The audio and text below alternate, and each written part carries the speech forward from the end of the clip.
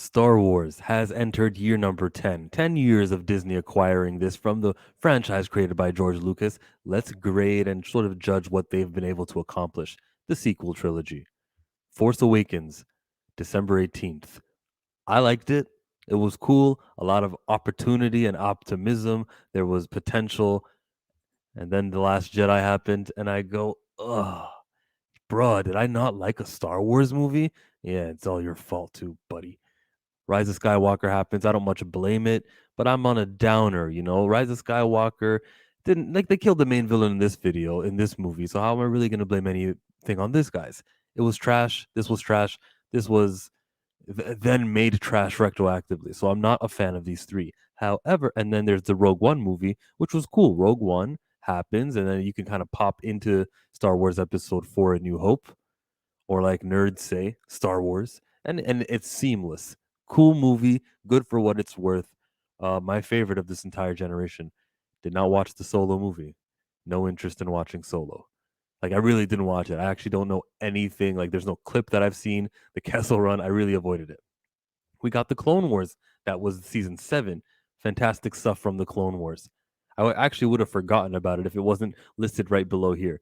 Upcoming, we have a Star Wars film with Taika that was announced, a Rogue Squadron with Patty, which was announced and delayed and then announced, and then I don't know if it's happening or not. And then there's that Star Wars film with Damon Lindelof, which is recently announced. And I heard from, was it Jason Ward who says this? That this one is the first one to come out of all of these proposed upcoming films. Well, let's go over to the TV shows. So I said the Clone Wars season 7 was epic. I have no problem saying this again. The Clone Wars season 7 was a phenomenal show. Rebels happened during the Disney era. And yes, Dave Filoni, a guy who was responsible for this, cool show. I was a fan of it. It wasn't epic all the time, but when Ahsoka sees Darth Vader and they talk and I am no Jedi, that gives me chills. Very rewarding. It's Star Wars. And plus, it introduced a person with the Force, this being Ezra Bridger, in a time where those are scarce and they're kind of needed, specifically because we're gonna find out that during the sequel era trilogy that Kylo Ren rids of all of the Force users and just beats everyone in the Academy, and now he's like the only one left, and there's only one Jedi left, or the last Jedi. We need people who have the Force, whether he calls himself Jedi, Sith, whatever it is, and that's what this introduced. So shout out to Rebels, the Bad Batch. Hey, they introduced in season 7 of Clone Wars. They furthered it. They introduced the character Omega. Kind of interested in Omega. Can't ever say her name normally. I shouldn't say normally. That sounds offensive to people from New Zealand. I shouldn't pronounce it in my Canadian accent. Visions, I mean, it was what it was. It was a non-canon show for 9 episodes, unique take. I don't know. The longer I spend time on this, the longer I'll get to criticizing it. It was just Visions. It was cool.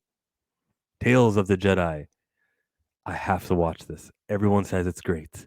I will subscribe to Disney Plus probably on the weekend, check it out, see it all, and then I'll watch all all my YouTube friends who've been covering it. I'll listen to see what you guys have to say about it with spoilers.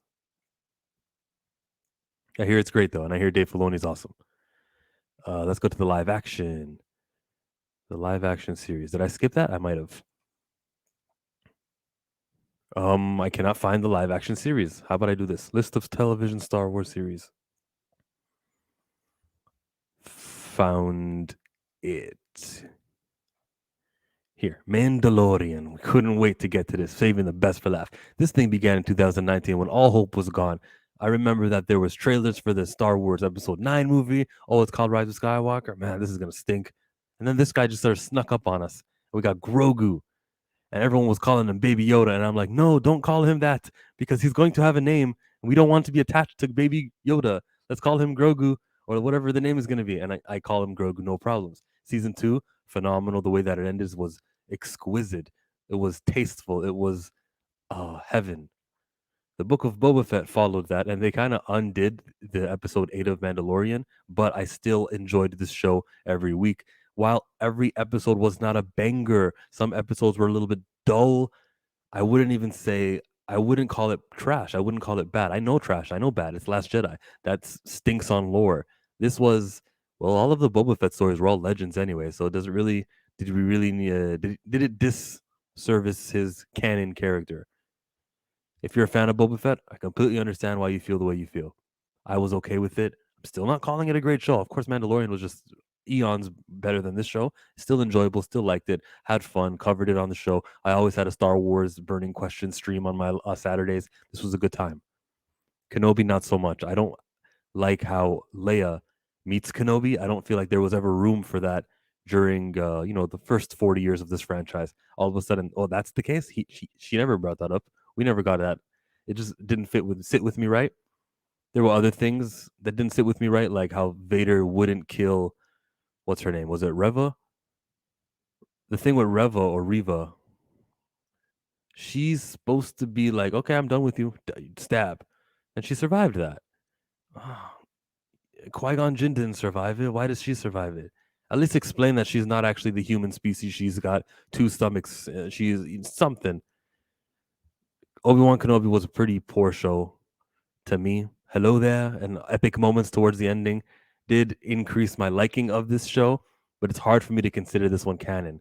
We go to Andor. I watched 2 episodes and I said no. There was a third episode too on that week, and I said no.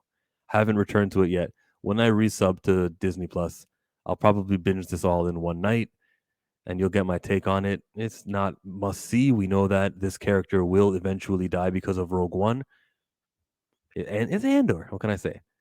Coming in the future, Ahsoka is going to be epic. It's already filmed. Favreau, Filoni. That's lovely. Listen, this guy is where is it? Screenwriter, voice actor. His official title is like creator and executive producer of creation of a creative. He's a legend.